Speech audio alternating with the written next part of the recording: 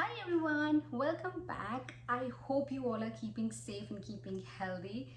And thank you so much for all your honest feedback over the last videos that I've been posting. Um, I am I am so overwhelmed with all the response. I've had even men messaging me that they really loved it. They liked the entire, especially the postpartum video. And if you still haven't watched it, please go and watch that video. It is probably the most honest view about postpartum that you will ever get to hear. I've had a lot of people who keep on asking me about how did I manage a normal delivery and how painful was it, and did I deliberately opt for it, and uh, how did it all go. So I thought that I'll just do a very short video over what the entire normal delivery process was for me. Now, first of all, be it normal vaginal delivery or C-sec, I think both of them requires a mother to have a lot of courage, to have a lot of strength, and every mother goes through a lot in both the cases. So there's no, normal delivery is not something that's superior to a C-section. Whatever your doctor recommends at that time, go for it. In both the cases, you need time. Your body does need time to heal, does need time to recover. I understand that in case of C-sec it takes a little longer, but in both the cases mothers do a wonderful and a courageous job. So just don't get carried away that you really want normal delivery. Don't have that sort of thing in your head. So for me, I think I was prepared for both.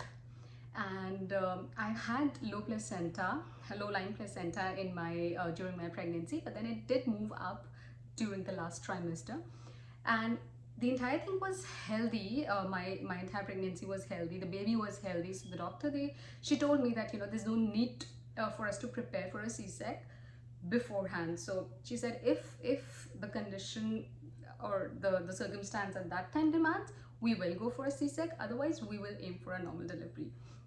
Now the thing because I delivered in Toronto, and the thing here in Canada is because health is basically covered by the government, so they don't really force you for a C-sec. They try a mother to have a normal delivery if possible. So that's something that was that I knew that would be there. But so for me, I think I had entered the 40th week of my pregnancy, and I had no symptoms of labor at all. I started eating pineapples, and I tried a lot to have to start having contractions, but then nothing really helped. um, Also, let me just tell you that I've been very skinny and very slim, very weak all my life, and I never used to eat anything nutritious, which is bad, of course. And I grew up hearing this from all my aunts and from everybody in my family, that how will she bear a child? She is so slim, she is so skinny, she doesn't eat anything. For her, normal delivery is next to impossible. She'll not be able to deliver a child normally. She'll have to get operated. I grew up listening to all of this, but I did not have anything specific in my head that no, I'll go for normal. Nothing of that sort. I was prepared for both the cases. In fact, I had seen C-sec deliveries, like the videos, a lot. I did not deliberately see normal delivery videos just because I I I didn't want to see all that pain and everything. So I knew what a C-sec would look like and feel like, but I had no clue what a normal delivery would feel like. I just knew that it's really painful. That's what everybody had told me, that it's the most painful thing in the world.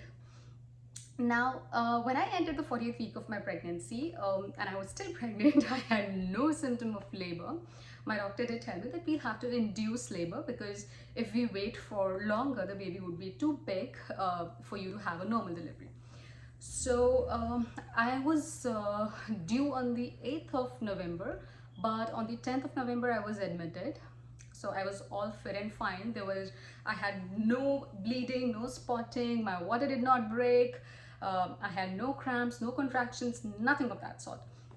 So I had my hospital bag and my baby bag done, and then we just went to the hospital um, on the morning of the 10th of November, and 9:30 we were right there in the hospital. I was very excited that okay, finally this baby will be out, because it was the 40th week and I was done being pregnant. I was literally done being pregnant. Every time I would, visit my OB and I would meet people. You're like, you're still pregnant? You're still pregnant? It's like, yes, I'm still pregnant. So when we went there, I was told that we will first check if my cervix had dilated enough for me to be induced. Now this is something that was very good on my OB's part. Just for your information, if you guys live, I mean, if any of you watching this lives in Toronto, then I had my OB, Dr. Lami Oiwumi, and she was superb. She is amazing. I think I never met an OB like her, because I had half of my pregnancy in India, so I've met a lot of OBs there. And here, even here in Toronto, I did see another, one or two more OBs, and I was just not satisfied. But with Dr. Oiwumi, I think she's the most patient and the best doctor I'd come across. So yeah, you can note that. Also, when we went there, she was supposed to check if I was dilated enough or not, but I was just 0.5 centimeter dilated, and ideally a woman needs to be at least 7 to 10 centimeter dilated. The cervix needs to be 7 to 10 centimeters dilated for a mom to start pushing. So there was no way that I could be induced that time. So what we did was another thing. So she said, we will not do any sort of medical procedure here. We'll try to mechanically dilate your cervix. Now, this is interesting because I never read about this, I never heard about this, and nobody had prepared me for something like this. So there was this small balloon-like substance which was, put inside my vagina, and it was blown inside. I could feel the balloon inside moving, and that was basically done to make sure that my cervix dilates. And I was supposed to keep it inside for at least 10 to 12 hours. That's what we did. So it wasn't very painful, but it did feel awkward, it did feel uncomfortable, but it wasn't painful at all. So in case you are going for a normal delivery, everything's fine with you and your baby, and you know that your cervix isn't dilated enough, make sure that your doctor does something to dilate your cervix first before inducing you. Keep that in mind, because most of the times what happens is the woman, she's induced, the labor is induced, but her cervix is not dilated enough. In that case, she keeps on pushing, she keeps on bearing all the pain, and she keeps on going through all the contractions, but she's not able to deliver.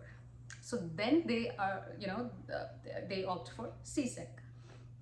Now this balloon-like substance was there for 10 to 12 hours. I was supposed to move around and to, probably exercise and dance or whatever I had to do. So I had to keep on moving. So that's when I did the labor dance off, and but it was fun. I didn't feel anything wrong with it. After that, I think she did check after 10 to 12 hours, and I think somewhere around 7 centimeters dilated. And then she said that okay, we're almost there. So she took the balloon out, and now what happened was the most painful thing ever that I'd gone through. So my water did not break, I still did not have any contractions. So what she did was she wanted to break the water. I said, how are you going to do that? And she said, I'm going to put my hand inside, and this is going to be painful, and I'm going to manually break the water. I was super scared and I was very nervous when she told me this, but then I had no choice. So she had to do this and I had to go through this. So she put her hand inside. I could literally feel her hand inside, and then she broke the water, and then suddenly there was a gush of water coming out. I was like, oh God, what had just happened? And I kicked her away, and she's like, and I'm like, I'm sorry I did this. But then she said that, you know what, I'm an OB and I'm used to all this, it's okay. But now I was really scared, because I said, if you're going to break the water right now, how will my baby survive inside? She's like, there's enough amniotic fluid inside that your baby can live for, quite some time now. So the water broke, and then we just waited for a few more hours, and then she checked and I was more than 7 centimeters dilated. I don't remember how much was it, but then I was basically ready to be induced. Now, when we say that we are going for induction and I'm going to be induced, the labor is going to be induced, what really happens is there's this gel-like substance, or maybe a capsule kind of thing, that's put inside your vagina, and that basically helps in contracting the uterus. When we say contractions, it's basically contracting the uterus, so your body prepares for labor, and that is what the labor, going into labor, is when your uterus contracts, and that's a signal that now baby is ready to come out. Now the cervix was dilated enough for the baby to move out. I had started contractions. I wasn't sure if I'll take epidural or not, but I had nothing decided.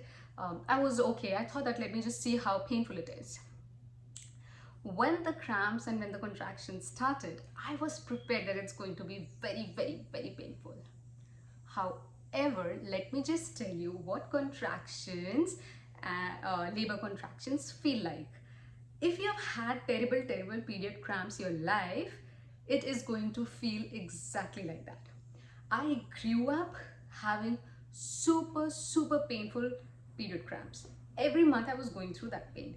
I was like, and when I got to know this is how the contractions are going to feel, I was like, okay, I can bear this. It wasn't a big deal because I'd gone through that pain. It wasn't a surprise for me. My body was prepared for this. My body had gone through that kind of a pain. So I was okay with it. I was like, fine, I can bear this pain. One thing that I was worried about was, what if the pain increases? I was told that the intensity of the pain is going to increase. It's like, what if the pain increases so much that I'm not able to push in that pain? So that's when I decided that, okay, I'm going to take epidural. And I think that was pretty, that was an okay decision. It didn't create any harm. So I took the epidural. Epidural is something that is injected. It's a medicine that's injected in your spinal cord. So be prepared for that. Epidural is not something that you take orally, or that's injected into your veins. It's something that's injected into your spinal cord. So it can be a little painful, but it's okay. You can go through this. Now, when I took the epidural, the lower part of my body was basically numb. It wasn't that numb, but it was. Sometimes I could feel, because when the effect of epidural was going away, I could feel the cramps, and otherwise there was this button where which you can press after every 10 minutes, and then the epidural is again injected inside. So that kept on happening. When it started becoming very painful, I would take more epidural. Otherwise, it was bearable. Then came the time when I was asked to push. Now, one of the one of the misconceptions that I've had was, because I had read a lot of articles and I saw a lot of videos, and I was told, that's what I learned from the videos, that it's delivering a baby is like passing a big, big, big, huge piece of poop out of your body, and that's how it feels. But no, when you're passing a piece of poop out of your body, you can feel something coming out.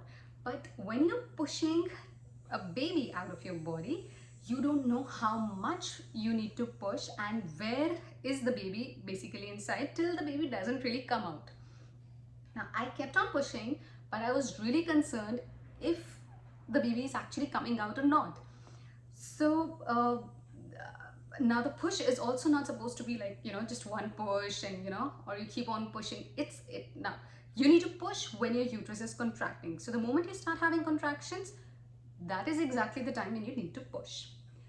Also, it has to be a longer push. It's not like for, a few seconds and then you're done. No, it has to last for at least 10 seconds. So the push had to be, like when I'm pushing, it had to stay for at least 10 seconds, because that's for how long the contraction is happening. Because of the epidural, I didn't really know how much or when I was contracting. So the doctor would basically see it in the monitor, and then she would let me know, okay, push now. So I was supposed to push for 10 seconds. So but the nurses here were like really amazing. So she would sing along, 1 2 3 4 and she would sing till 10, so that I'm at peace when I'm pushing. Again, another thing I just remembered, to ease my mind, what I did was I started listening to some music, and it really helped. It diverted my mind, and I wasn't like feeling all the pain. So I mean, do that. Do anything and everything to divert your mind. And I had to push for 10 seconds. It kept on happening, kept on happening, kept on happening. I wasn't sure if the baby's actually coming out, if the push is enough for me, if the push is strong enough for the baby to come out. And so there was this one time when the nurses, they said, you know what, we can see baby's hair, we can see baby's hair. I was like, oh no, I know she's just trying to motivate me further, and it's not, basically she can't really see anything. So I asked my husband, and my husband just, and he was just besides me, so he went and he saw. I said, yes Nish, I can see baby's hair, you just need to push a little more. The baby's just there, the baby's just there. My baby, my daughter, was very hairy when she was born, so she had lots and lots and lots of hair over her head. She had hair over her back and over her arms as well, which was quite a funny sight to see when she was born. So that kind of encouraged me and motivated me to push further. So I kept on doing, I kept on doing. But there was a time when I was really getting exhausted, and I just didn't want to go through this entire thing. And I was kind of giving signals to the nurse that maybe we could go for a C-sec, and then that's when she said that baby's heart rate is fine, your BP is fine, everything with the mother and the baby are perfect. If you're not able to push because you're getting exhausted and you're getting tired, it's very shameful that we have to go and take you to the OT. This is not fair. You can do this. And that's when I realized that, okay, I'm not doing this. It's going to be very, I mean, it's just because I'm exhausted, that shouldn't be the reason. So I kept pushing, I kept pushing, I kept pushing. Then the pushing process lasted almost for 4 to 5 hours, I guess. And so now the funny part was, because I thought that I started feeling very helpless. Also, one more thing, while pushing, I spoke to my mom, I spoke to my mom-in-law. They both had normal deliveries with both their kids. So I just wanted to have some sort of strength, some sort of courage they could give me, because they'd gone through this entire process. So I spoke to both of them, and like, it will happen, don't worry, just a few more pushes, just a few more pushes. So they did encourage me. I made sure that my mom wasn't along. She was here she was waiting for me in the house, because I didn't want her to see me in so much of pain. I think it's really painful for a mom. It's really emotional for a mother to see her daughter in so much pain. So I deliberately asked her to stay at home. I just had my husband and my dad there, because I feel that men are like emotionally stronger to see all this. So yeah, it kept on happening, and then all of a sudden I remembered, listen to this interesting part, all of a sudden I remembered this Bollywood movie called 3 Idiots. I was like, what if I get exhausted? What can happen in case of a normal delivery? Then I remembered, okay, there is something called vacuum cup. And I asked the doctor, I said, you know what, doctor, do you have a vacuum cup? And he's like, and he understood. I just wanted my delivery to get a little more fancy, and my husband, he looked at me and he smiled. He said, you can't do this. He could understand that I was just, I was doing this because I wanted this entire process to to get a little more fancier. So the doctor said, okay, we'll get you that. So then it started getting slightly better. So there was this cup, small cup, that was put inside my vagina, like just like that. So it was just pushed inside, and then just in probably 15 seconds, the pressure was, they maintained the pressure. They did all of that, and all of a sudden they just pushed a little. The moment they pushed a little, I was able to push further, and then the baby came out. And when the baby came out, oh god, it was like this slimy thing sliding out of my body. I was like, oh, it has just happened, it has happened, it has happened. I was so relieved. Finally, this one has come out. For me, When the baby came out, my husband was there, and he cut the umbilical cord. So everything was very done in a very natural way. So he cut the umbilical cord, and then he was, because we didn't find out the gender. So the doctor asked, I mean, doctors knew that, we didn't know the gender. It was supposed to be a surprise. Although as a mom, I knew that I was going to have a girl. Moms, they have this sort of an intuition. So my husband looked and he's like, yeah, it's a girl, it's a girl, it's a girl. And then she was handed over to me. She held my finger. I just kept her over my chest, and I was like, oh God, you were the one inside my body for like last 9 months. But I wasn't really happy seeing her because she looked absolutely like her dad. She still looks like her dad. She looked nowhere close to how I look, and that was very disappointing for me, but I was happy. I was really happy that very moment. And my husband, I was supposed to give her skin to skin, which I did, and then the next moment, like after a few seconds, I was like, oh God, I'll pass out, I just need some time for myself. And then my husband, he immediately pulled off his shirt. I'm going to give skin to skin for this, I'm going to do this, I'm going to do this. And he kept her over his chest for so long, and she was so happy being there. I still remember that sight. He was sitting beside me. I was lying in the bed, and I was like, oh God, I'm so exhausted, I'm so tired. And this little creature, this little baby girl was over my husband's chest, and she was like, oh, she was also tired, because it's not just the mom who's pushing, the baby's also really trying hard. I still have, I'm still a grown up, I still have a lot of strength, I still have so many people, but this little one has nobody to tell her how she has to do this. But they are born, babies are born with that strength. So I think it's like a teamwork that a mom and a baby does, and that's how it went. One thing that I really learned from this entire process was, you don't really need to be physically strong to have a normal delivery. You can have a normal delivery even if you are skinny, if you are fat, or whatever the case may be. It's all in your head. When you push, the strength and the courage has to be in your head.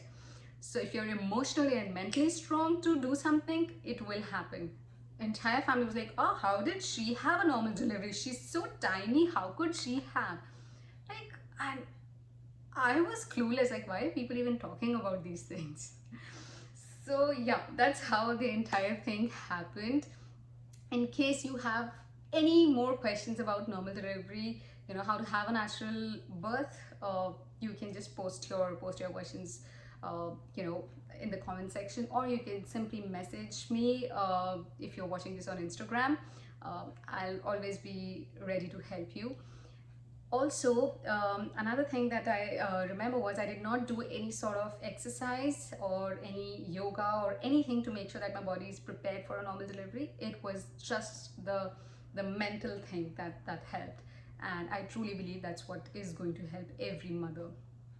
Yeah, till then, stay safe, stay happy. If you're expecting a baby, eat healthy, sleep as much as you can, because this is one thing that you will never get back in your life. Yep. And stay happy, stay positive. Till the time I see you next. Bye. Oh, say hi. Say Are hi. you laughing? I love you. We all love you. We're gonna love you forever. Oh, you know cute that. little duck. Aurelia. Aura. You're mine forever. What's her name? Aurelia. Yeah. Mhm.